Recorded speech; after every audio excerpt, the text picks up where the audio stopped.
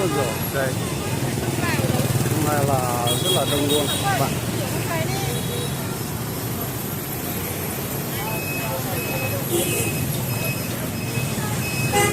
Đang đi Tỉnh Lễ nha.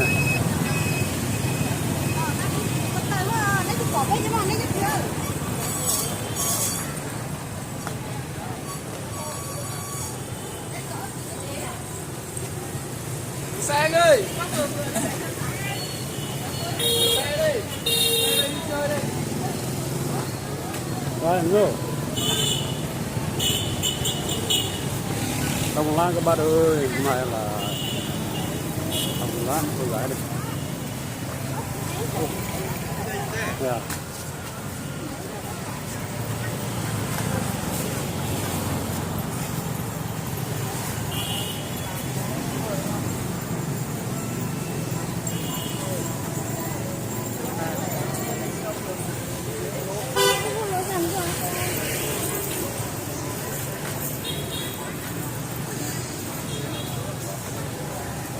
Đó.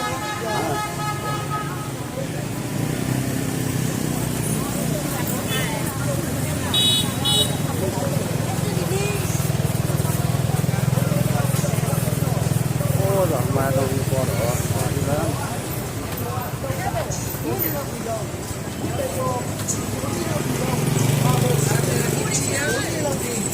Con ngoan, con chẳng đòi quà. Bố mẹ tâm lý vất xa vào mua. Không đâu mà rẻ bằng đây, không đâu mà xịn bằng hàng nhà em. Hàng tận gốc nên bán giá cực sốc. Hàng tận nơi sẽ cả rất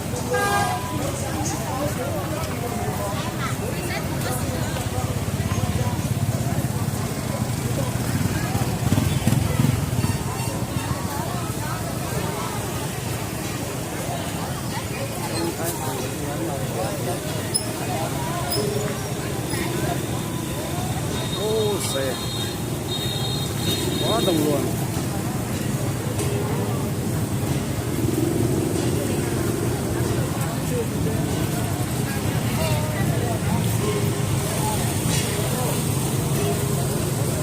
Ô giời, hôm nay cái kìm lông luôn.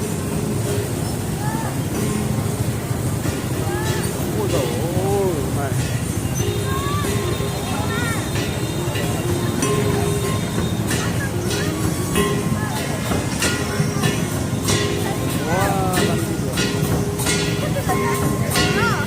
Hả?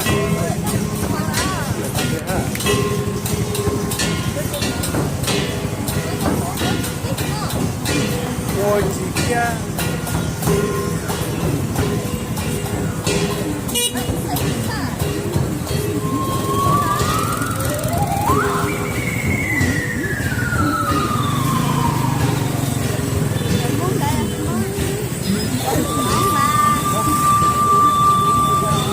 Rất là ngon các bạn ạ. Con sắp tới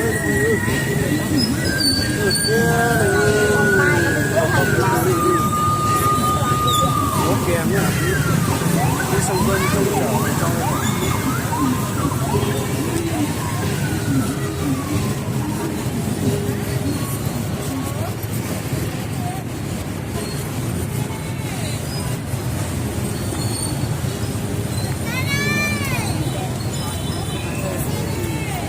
quá đông người.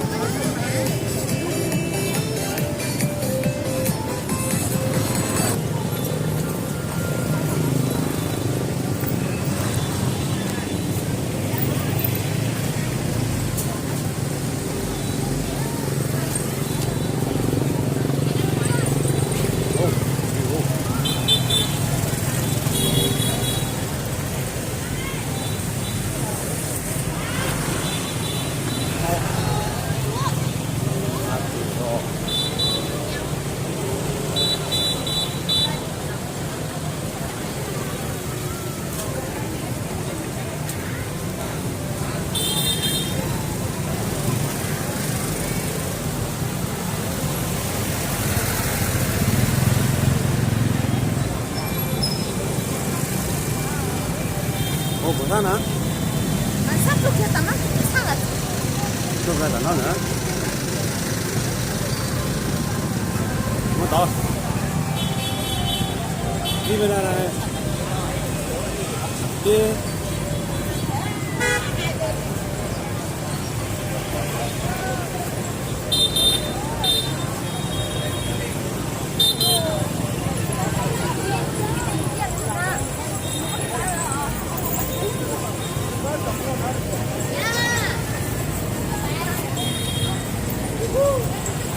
quá đông rồi các bạn ôi là sạch